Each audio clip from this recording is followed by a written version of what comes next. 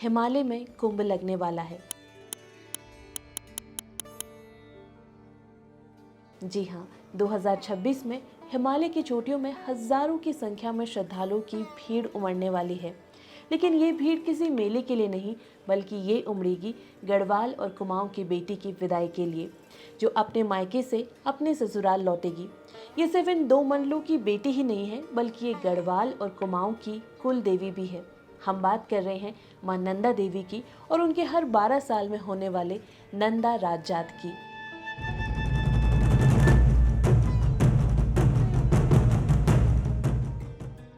लेकिन इस नंदा राजजात का होना ना होना निर्भर करता है एक ऐसे अद्भुत काले मेढ़े पर जिसके 4 सींग हों, यानी कि चौसिंग्या खाड़ू। चौसिंग्या खाड़ू न सिर्फ मां नंदा देवी का देवव्रत है, बल्कि वो इस राजजात का नेतृत्व करने वाला भी है। इसका महत्व कितना है वो इसी बात से आप समझ सकते हैं कि अगर चौसिंग्या खाड़ू नहीं होगा तो नंदा देवी राजजात भी नहीं होगी। लेकिन 2026 में चिंता की कोई बात नहीं है, क्योंकि चौसिंग्या खाड़ू ने जन्म ले चुका है। इस बार चमोली के कोटी गांव में एक चौसिंग्या खाड़ू का जन्म हो चुका है और इसकी खबर से हर तरफ उत्साह पैदा हो चुका है। इसके बाद जोरों शोरों से 2026 में नंदा देवी राजजात की तैयारियों पर चर्चा भी शुरू हो चुकी है। लेकिन क्या यह वही चौसिंग्या खाड़ू है जो 2026 में मां नंदा देवी के राजजात का नेतृत्व करेगा? तो इसका जवाब हाँ भी है और ना भी। अब हम ऐसा क्यों कह रहे हैं, इसका जवाब तो हम आपको देंगे ही, लेकिन इसके साथ ही हम लोक मान्यताओं के जरिए ये जानने की भी कोशिश करेंगे कि आखिर ये 4 सींग वाला खाड़ू नंदा देवी राजजात से ठीक पहले पैदा कैसे हो जाता है। सिर्फ काले रंग के ही खाड़ू को नंदा देवी राजजात के लिए क्यों चुना जाता है, और सबसे बड़ा सवाल कि कैलाश में छोड़े जाने के बाद ये जाता कहाँ है। आज आस्था के इस एपिसोड में हम जानेंगे मां नंदा देवी राजजात के इस देवव्रत से जुड़ी हर एक डिटेल। आज बात चौसिंग्या खाड़ू और नंदा देवी राजजात की।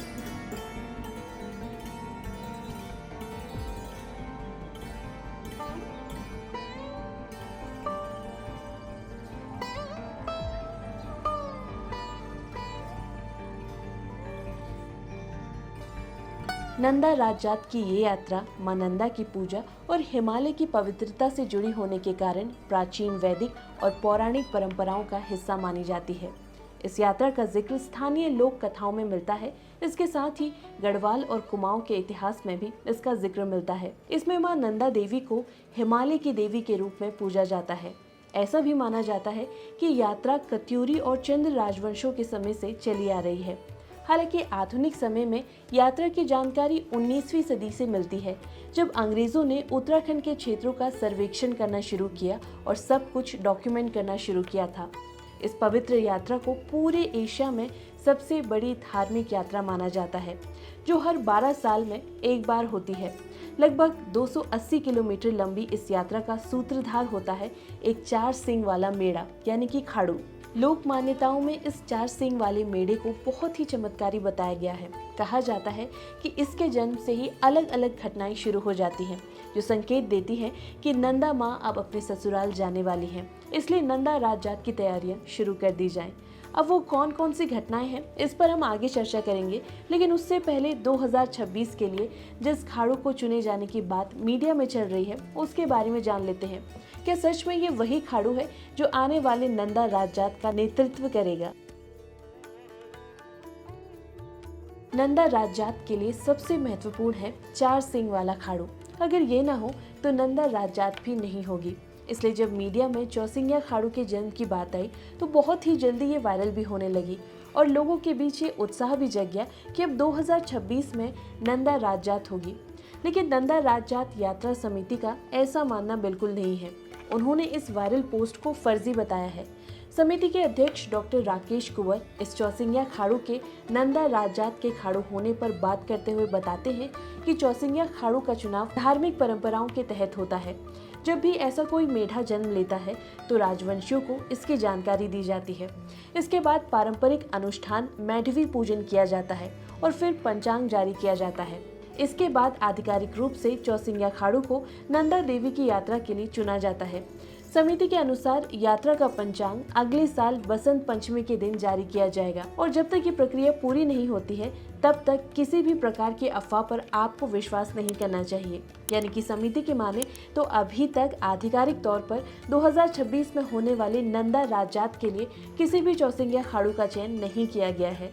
राजजात में चौसिंगिया खाड़ू को लेकर कई और धार्मिक मान्यताएं भी हैं, जैसे कि सफेद रंग का खाड़ू इस यात्रा के लिए वर्जित है। पूरे काले रंग का खाड़ू ही राजजात की अगुवाई करेगा और वहीं अंग भंग वाले खाड़ू भी इस यात्रा में शामिल नहीं किए जाते। साल 2000 में आयोजित नंदा देवी राजजात यात्रा में कनफूल के चंद सिंह के यहाँ पर जन्मे चौसिंगिया खाड़ू को यात्रा में ऐन वक्त पर ड्रॉप कर दिया गया। दरअसल इस खाड़ू का एक सिंग टूट गया था और इसी वजह से इसे देव पूजा से अलग कर दिया गया। अब साल 2026 में यात्रा के लिए चौसिंगिया खाड़ू पैदा होने की खबरें तो चारों तरफ है, लेकिन समिति ने अभी तक इसे आधिकारिक नहीं बताया है।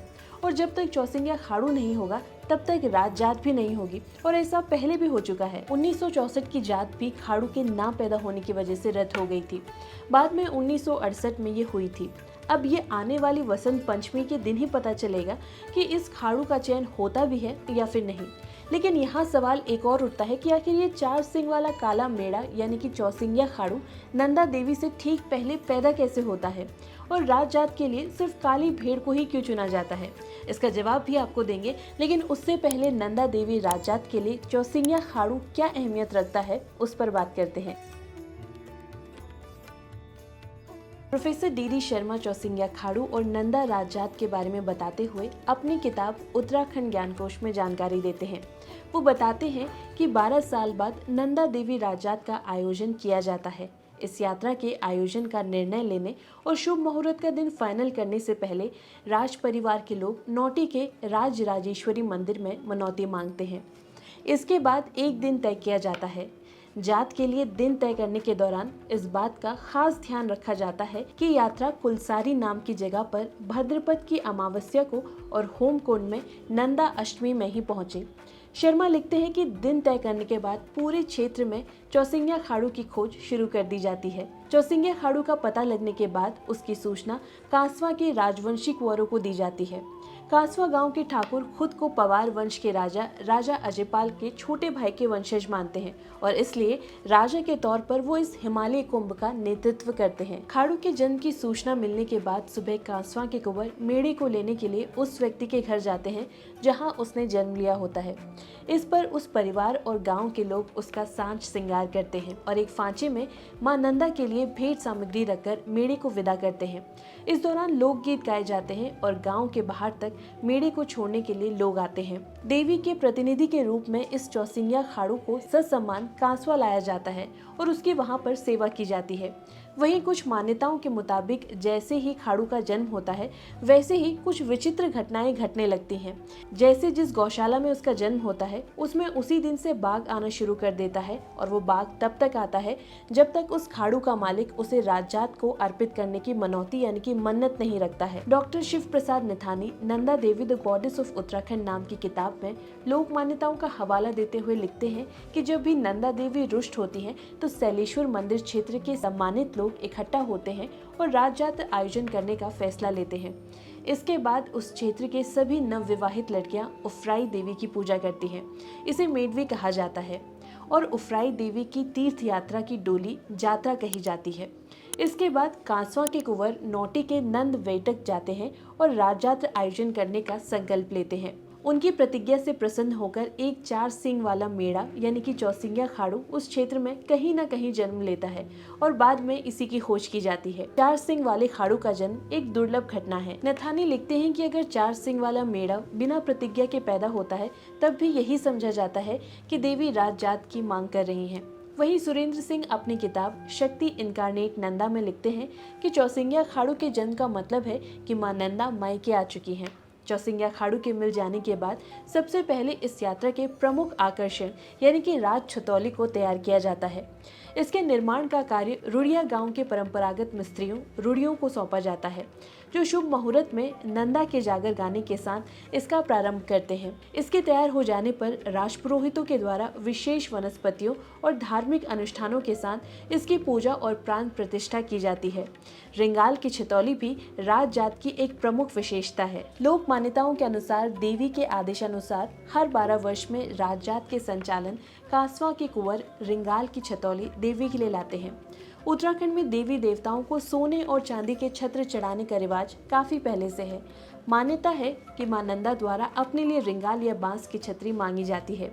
इसके साथ ही नौटी के परंपरागत स्वर्णकारों को भगवती नंदा के स्वर्ण भूषणों का निर्माण करने का आदेश भी इसी समय दिया जाता है। नौटी में राजजात का शुभारंभ ही रिंगाल की छतौली और चौसिंगिया खाड़ू की पूजा से होता है। इस यात्रा के दौरान इतनी भीड़ भाड़ होने के बावजूद भी चौसिंगिया खाड़ू यात्रा का मार्गदर्शन करता है। खाड़ू पर आसपास के अन्य किसी जानवरों का कोई असर नहीं पड़ता। रात को भी ये मां नंदा की मूर्ति वाले रिंगाल और छतौली के पास ही सोता है। लोक मान्यता है कि होमकुंड पर छोड़े जाने के बाद ये अकेला ही कैलाश जाता है। चौसिंगिया खाड़ू की पीठ पर रखे दोतरफा थैले में श्रद्धालु गहने, श्रृंगार सामग्री, कलेवा और अन्य हल्की भेंट देवी के लिए रखते हैं। होमकुंड पहुंचने के बाद विधिवत इसकी पूजा की जाती है और होमकुंड में पूजा होने के बाद चौसिंगिया खाड़ू आगे हिमालय की ओर प्रस्थान कर देता है। लोगों की मान्यता है कि चौसिंगिया खाड़ू आगे हिमालय की पर्वत श्रृंखलाओं में जाकर लुप्त हो जाता है और नंदा देवी के क्षेत्र कैलाश में प्रवेश कर जाता है, जिसे आज हम त्रिशूल पर्वत के नाम से जानते हैं। इस पूरी यात्रा के दौरान पूरे 16वें पड़ाव तक ये खाड़ू मां नंदा देवी के रिंगाल से बनी छतौली के पास ही रहता है। स्थानीय भेड़ पालकों के मुताबिक 4 सिंग वाले मेढ़े काफी दुर्लभ होते हैं। उनका मानना है कि ये भेड़े उत्साही पर्वतारोही होते हैं। ये प्राकृतिक रूप से प्रशिक्षित गाइड की तरह गंतव्य तक पहुंचाते हैं। वहीं सिर्फ काले रंग के मेढ़े को चुने जाने के पीछे इन द गर्भ ऑफ नंदा देवी राजजात में चंद्र सिंह नेगी बताते हैं कि पहाड़ियों में अन्य जगहों की तरह ये माना जाता है कि एक जानवर का काला रंग सभी बुरी शक्तियों को अपने भीतर समा लेता है। लेकिन इस खाड़ू के सिर्फ नंदा देवी राजजात से पहले पैदा होने और सिर्फ चंद्रपुर पट्टी में पैदा होने पर एक्सपर्ट सहमति नहीं देते। लेखक जय सिंह रावत कहते हैं कि ऐसा नहीं है कि सिर्फ 12 सालों में ही 4 सिंग वाला मेढ़ा पैदा होता है। वो कहते हैं कि इतना जरूर है कि यात्रा से 1 साल पहले ये भेड़ों की तलाश गांव के आसपास शुरू कर दी जाती है और जैसे ही वो मिलता है तो उसे यात्रा के लिए सुरक्षित कर लिया जाता है और यात्रा की अगुवाई उसके साथ ही की जाती है। इन द गर्भ ऑफ नंदा देवी राजजात में चंद्र सिंह नेगी लिखते हैं कि 4 सिंग वाले मेढ़े का जन्म केवल चंद्रपुर पट्टी तक सीमित नहीं है, बल्कि पिंडार नदी के जलग्रह क्षेत्र में, जो वर्तमान में बागेश्वर जिले में है, वहां आयोजित होने वाले इसी तरीके की जात के दौरान पैदा होते हैं। ये जात उसी मौसम के आसपास आयोजित की जाती है, लेकिन अलग साल में।